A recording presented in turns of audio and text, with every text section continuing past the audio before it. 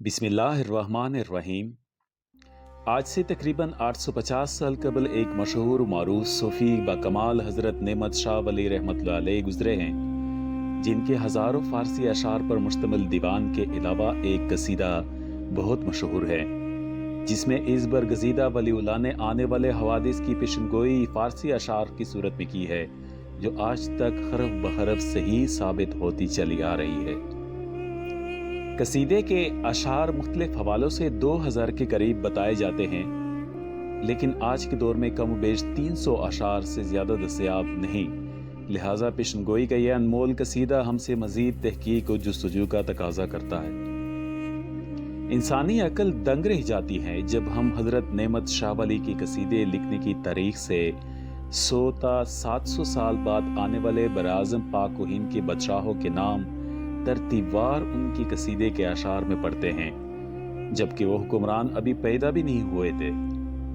वो सबसे पहले मशहूर मुगल बादशाह आमिर तैमूर का नाम उसकी पैदाइश से तकरीबन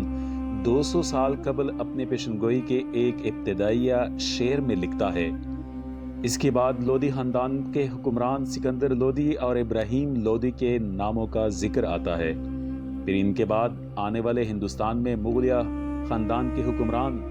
बाबर, हुमायून, दरमियान में शेर शाह अफगान, अकबर, जहांगीर, शाहजहां के नाम उनके अशार में आते हैं, और यूं खानदान मुगलिया के 300 साला दौरे हुकूमत की तरतीबवार पेशनगोई करते हुए वो अंग्रेज़ों की हिंद में अमद तक खानदान मुगलिया के करीबन तमाम हुक्मरानों और उनकी मुद्दत हुक्मरानी बयान कर देते हैं। सिर्फ हिंदुस्तान ही नहीं बल्कि हज़रत नेमत शाह वली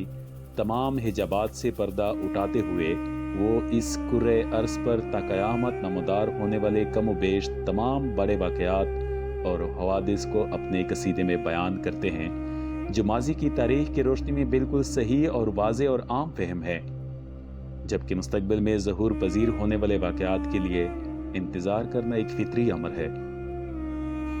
हज़रत नेमत शाह वली की 850 साल पेशनगोई के बड़े बड़े वाक़यात और हवादिस का अहाता करते हुए हम देखते हैं कि उन्होंने अमीर तैमूर के बाद लोदी ख़ानदान के बादशाह सिकंदर लोदी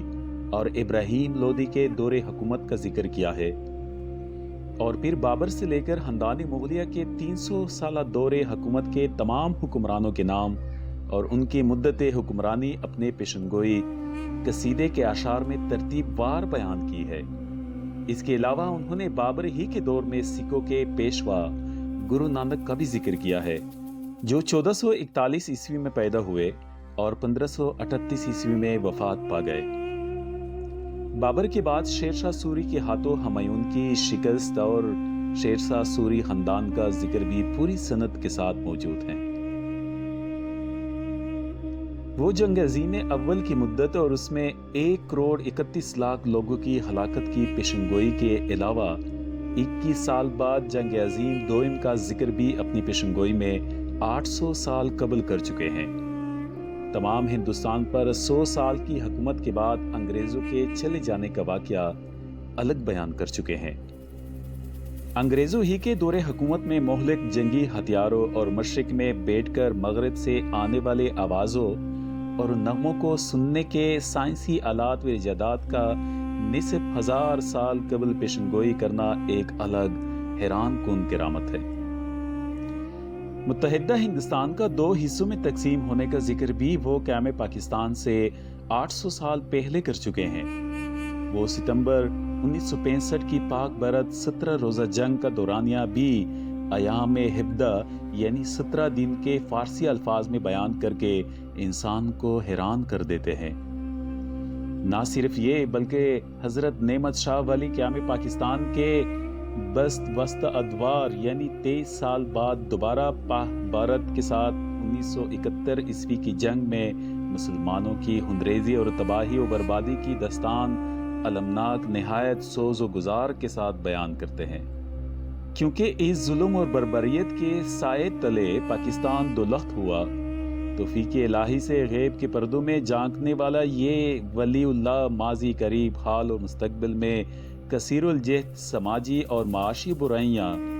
सूद, रिश्वत, बिद्दत, शराब खोरी, असमत फरोशी, فسق و فجور، اغلام بازی اور مدر پدر آزاد جنسی سیاکاری، علماء و مفتیان کی جہالت اور ریاکاریوں کا تذکرہ آزادانہ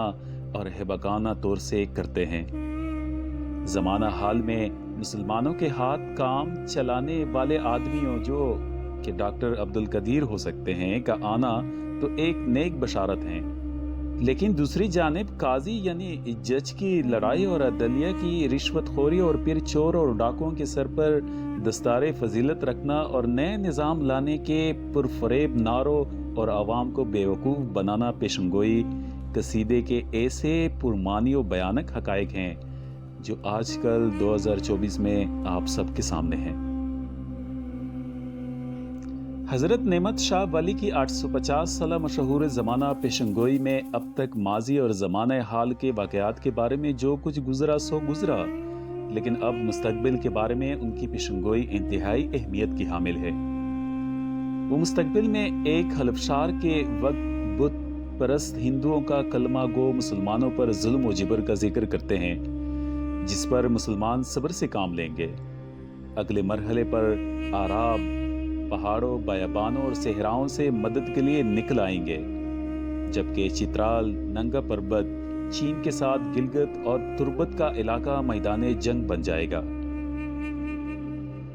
اب حضرت نعمت شاہ ولی اپنی پراسرار پیشنگوئی میں نہایت سخت اور سنگین اور خونی منظر پیش کرتے ہوئے بتاتے ہیں کہ اس دوران دریائے اٹک کفار کے خون سے 3 مرتبہ بڑھ کر جاری ہوگا۔ کیا اس کا مطلب یہ ہو سکتا ہے کہ ہندوستانی فوج پاکستانی سرحد کراس کر کے